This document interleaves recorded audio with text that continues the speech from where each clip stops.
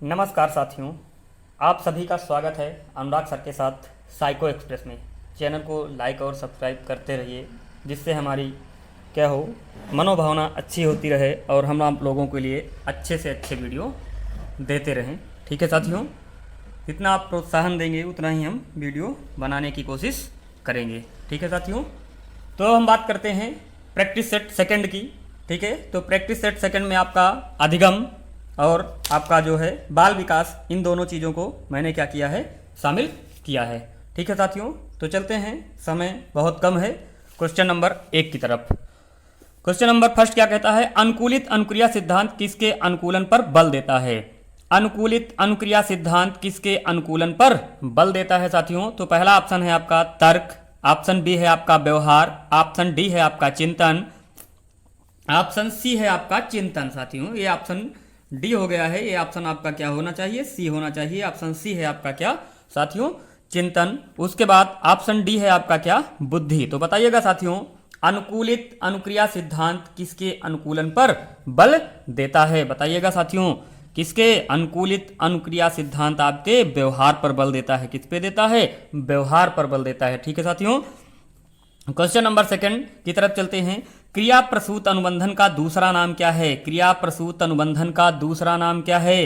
पहला ऑप्शन है आपका समीपस्थ अनुबंधन, दूसरा ऑप्शन है आपका नैमित्तिक अनुबंधन, तीसरा है आपका प्राचीन अनुबंधन, चौथा है आपका चिन्ह अनुबंधन। बताइएगा साथियों, समीपस्थ अनुबंधन, नैमित्तिक अनुबंधन, प्राचीन अनुबंधन, चिन्ह अनुबंधन, कौन सा अनुबंधन है आपका क्रिया प्रसूत अनुबंधन का दूसरा नाम आपका क्या होगा, नैमित्तिक अनुबंधन। कौन सा अनुबंधन, नैमित्तिक अनुबंधन होगा। ठीक है साथियों, अब चलते हैं क्वेश्चन नंबर 3 की तरफ।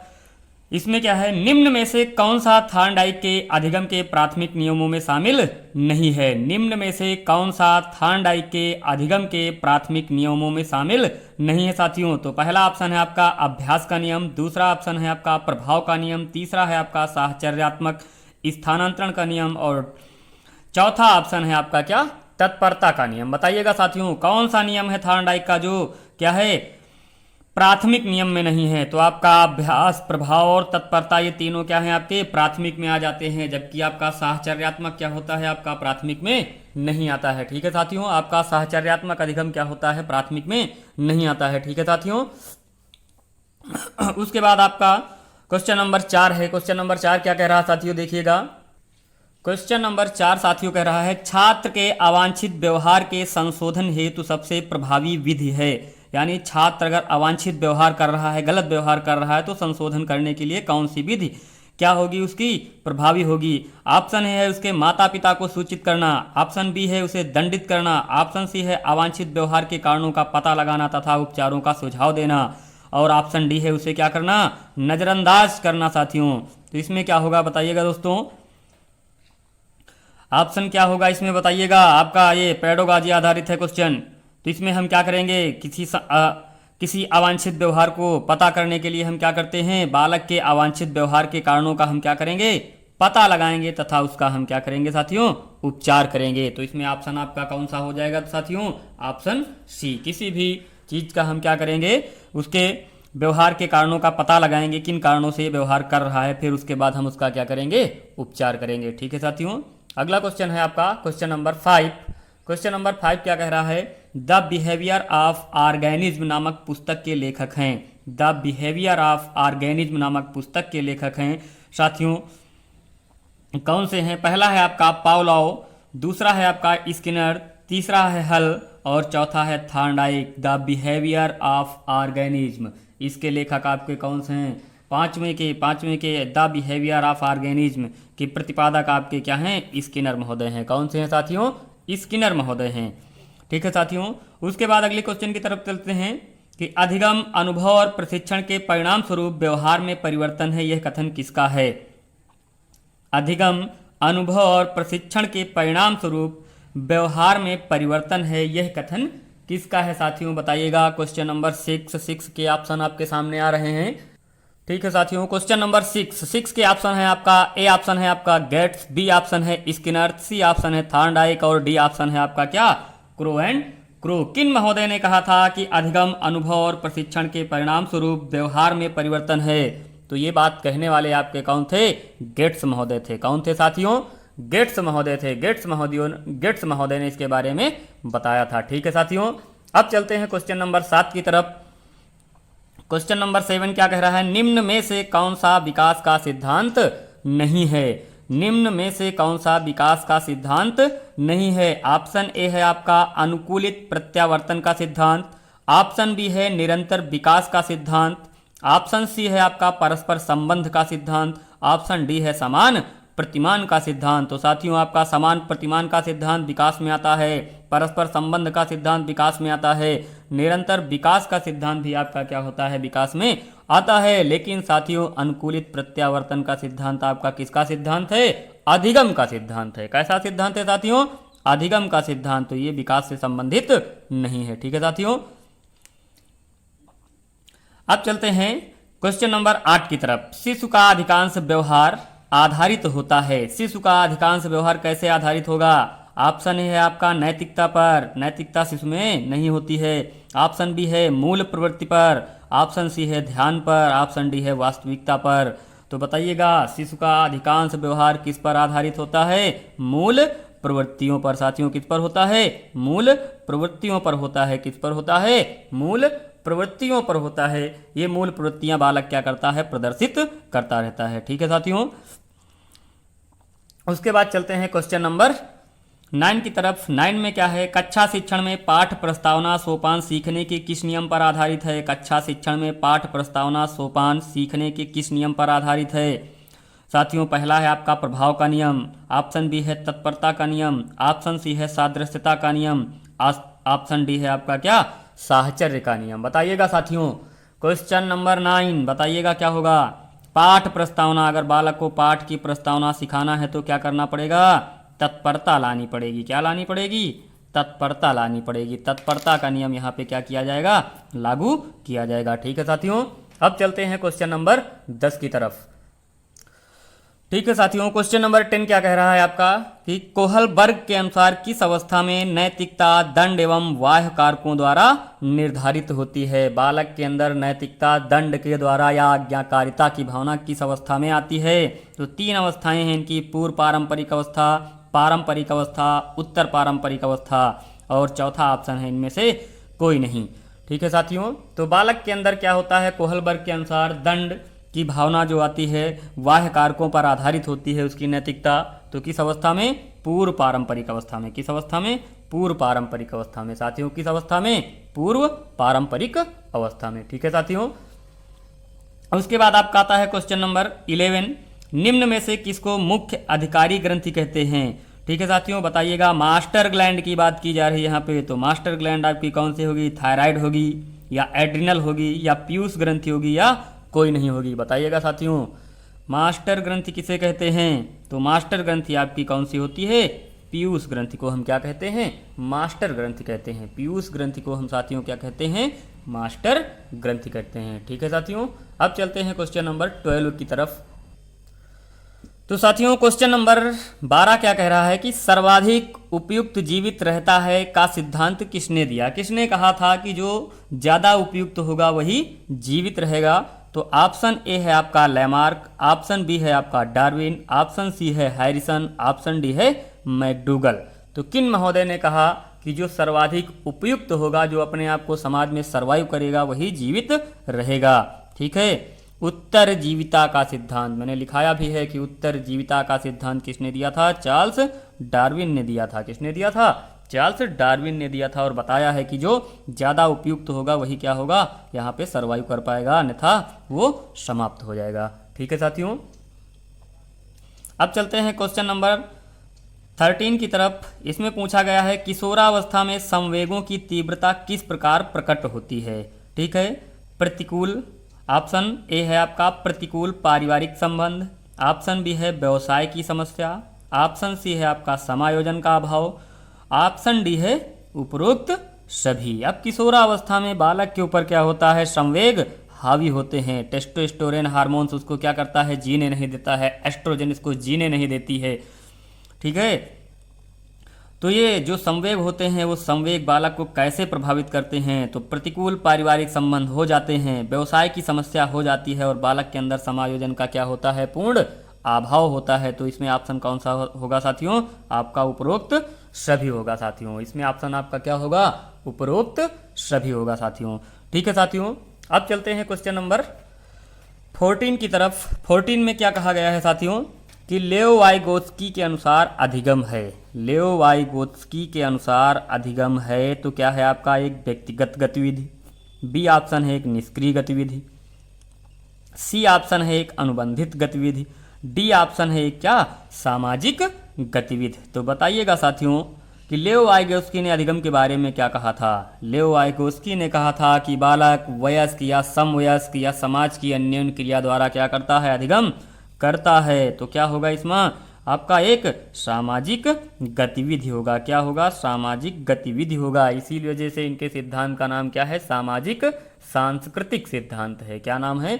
सामाजिक सांस्कृतिक सिद्धांत है। ठीक है साथियों, अब चलते हैं क्वेश्चन नंबर 15 की तरफ। ठीक है साथियों, क्वेश्चन नंबर 15 आपका क्या कह रहा है? निम्न में से कौन सा पूर्व क्रियात्मक अवस्था काल के बच्चे को विशेषित करता है? ठीक है, निम्न में से कौन सा पूर्व क्रियात्मक अवस्था काल के बच्चे को विशेषित करता है?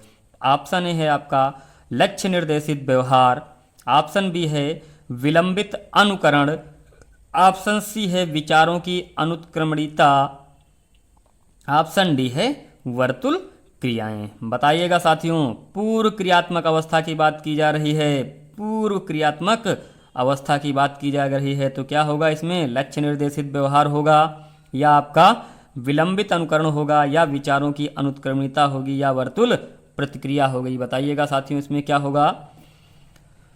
तो पूर्व संक्रियात्मक अवस्था के बालक के अंदर क्या पाया जाता है? विचारों की अनुत्क्रमणशीलता यानी केंद्रीकरण का क्या होता है? भाव पाया जाता है। क्या पाया जाता है? केंद्रीकरण का भाव बालक के अंदर पाया जाता है। ठीक है साथियों,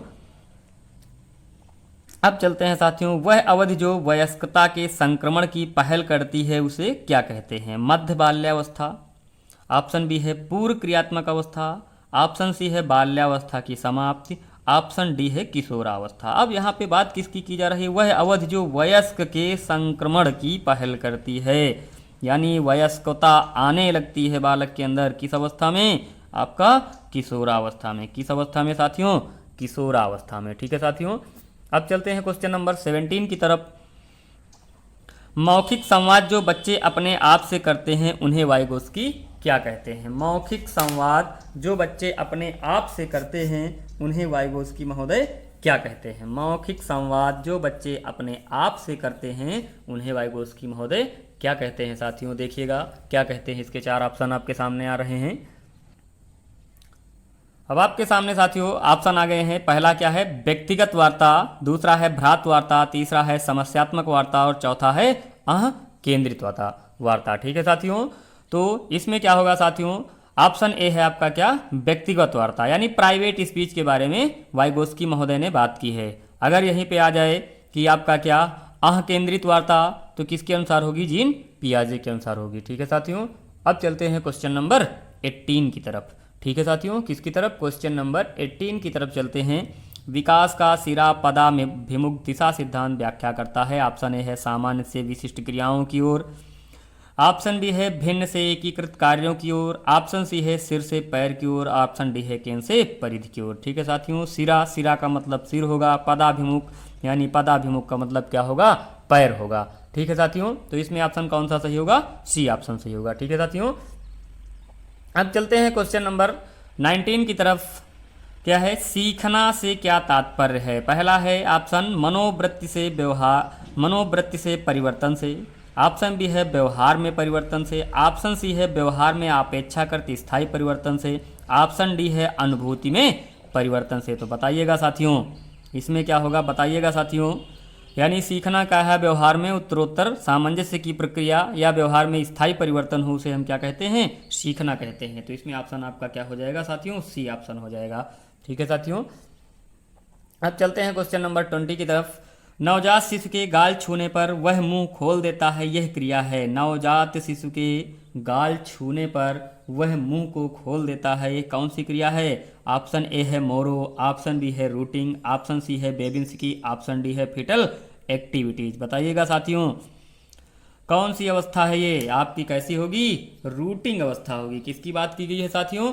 रूटिंग अवस्था की बात की गई है। यहाँ पे किसकी बात की गई है? रूटिंग अवस्था की बात की गई है। ठीक है साथियों, ऑप्शन आपका क्या होगा? बी ऑप्शन होगा। ठीक है साथियों, अब चलते हैं क्वेश्चन नंबर 21 की तरफ। ठीक है साथियों, क्वेश्चन नंबर 21, चिंतन। यहाँ पे चिंता लिखा हुआ है, चिंतन होना चाहिए था साथियों। क्या होना चाहिए था? यहाँ पे चिंतन होना चाहिए था, यहाँ पे चिंतन होना चाहिए था। चिंतन, जिज्ञासा, तर्क, निरीक्षण का विकास किस मानसिक आयु में होता है साथियों? बताइएगा।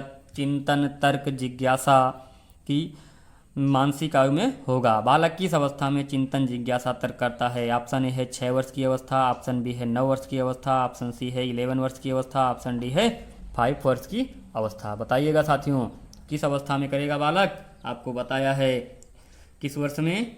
11 वर्ष में करेगा। किस वर्ष में? 11 वर्ष में करेगा। जबकि 9 वर्ष में समय, दिन, दिनांक, वर्ष के बारे में क्या करता है? जानने लगता है। 5वें वर्ष में क्या, क्यों, कैसे के क्या करता है? प्रश्न करने लगता है। ठीक है साथियों, 6वें वर्ष में मैगजीन या पत्र पत्रिकाओं में बने हुए चित्रों को पहचान लेता है और उनके नाम बताने लगता है। ठीक है साथियों,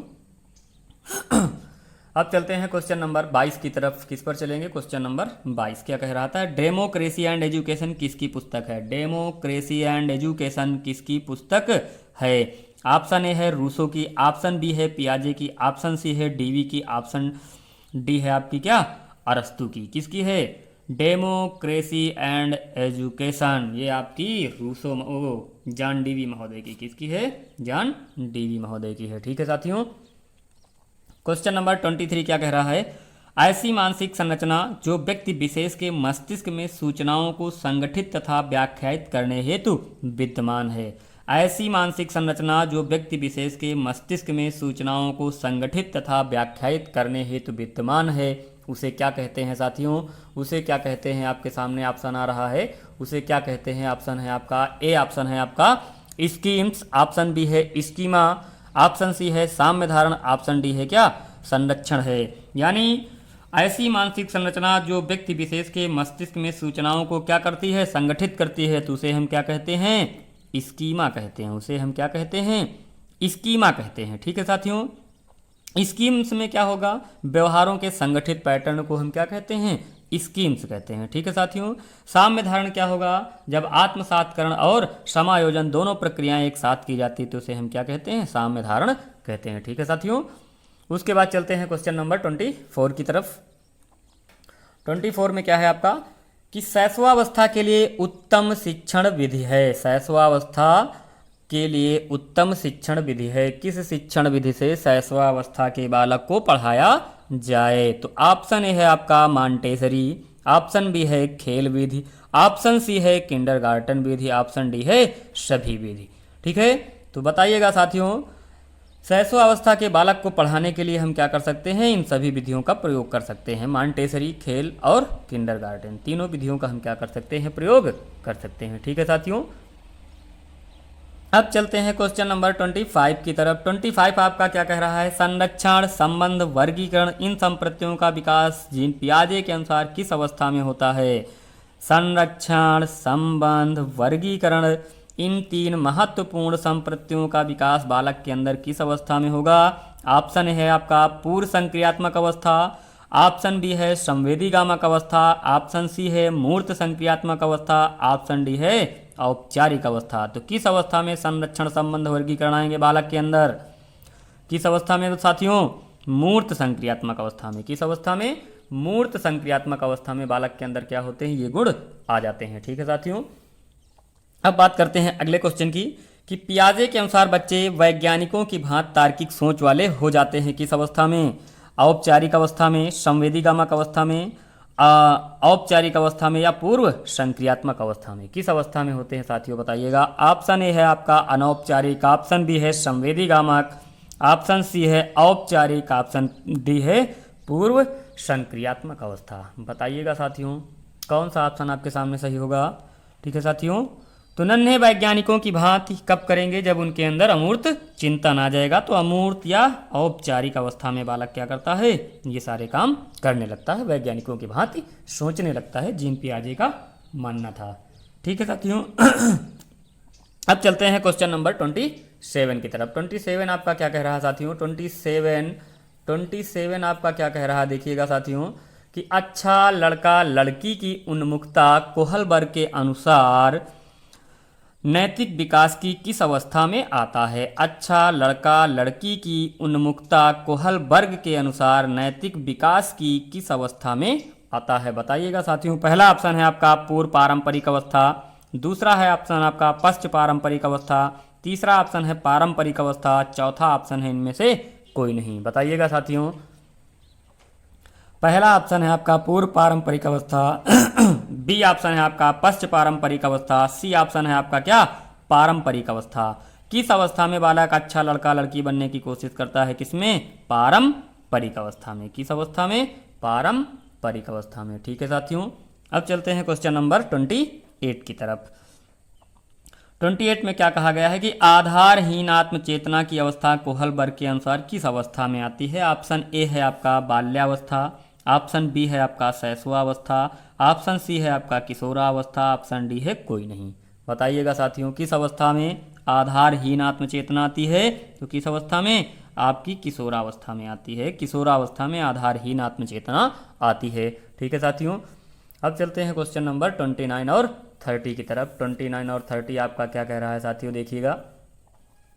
29 में है आपका अहम मनोविज्ञान का जनक किसे माना जाता है? ऑप्शन ए है स्किनर, ऑप्शन बी है पावलोव, ऑप्शन सी है एरिक्सन और ऑप्शन डी है जीन पियाजे। किस मनोवैज्ञानिक को अहम मनोविज्ञान का जनक माना जाता है? अहम मनोविज्ञान का जनक एरिक्सन को माना जाता है। एरिक हैमबर्गर एरिक्सन को अहम मनोविज्ञान का क्या होता है? जनक माना जाता है। ठीक है साथियों। अब चलते हैं क्वेश्चन नंबर 30 की तरफ।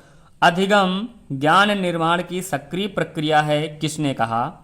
ऑप्शन ए है आपका थॉर्नडाइक, ऑप्शन बी है स्किनर, ऑप्शन सी है पियाजे, ऑप्शन डी है कुर्ट लेविन। किसने कहा अधिगम ज्ञान निर्माण की क्या है? सक्रिय प्रक्रिया है, यानी बालक सक्रियता से सीखता है। तो इसको कहने वाले आपके कौन थे? जीन पियाजे महोदय थे। कौन थे साथियों?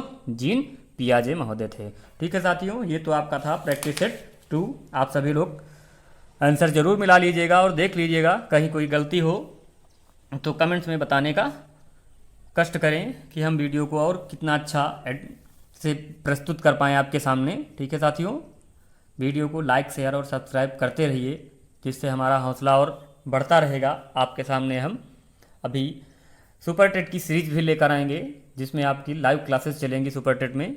ठीक है साथियों, टॉपिक टू टॉपिक मुझे इसकी व्यवस्था करनी है और टॉपिक टू टॉपिक चलाया जाएगा। ठीक है साथियों, धन्यवाद। जय हिंद, जय भारत।